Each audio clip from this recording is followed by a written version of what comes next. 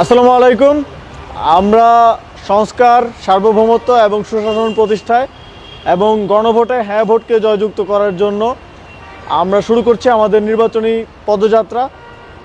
আমাদের এই নির্বাচনী পদযাত্রা চট্টগ্রাম থেকে শুরু হবে এবং সারা দেশ ঘুরে আবার নারায়ণগঞ্জ থেকে ঢাকায় এসে শেষ হবে। আমরা 11 দিনব্যাপী নির্বাচনী পদযাত্রায় বের হচ্ছি।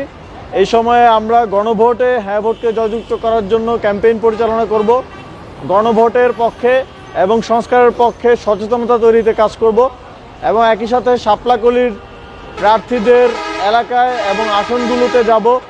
তাদেরকে সাথে নিয়ে আমরা জনগণের কাছে আমাদের ইশতেহার, আমাদের তরুণদের চোখে নতুন চোখে বাংলাদেশকে আমরা কিভাবে সামনের দিনে দেখতে চাই সেই কথাগুলো নিয়ে আমরা আসছি আপনাদের কাছে।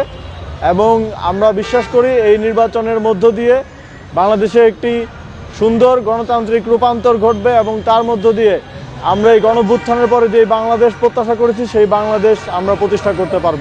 ধন্যবাদ।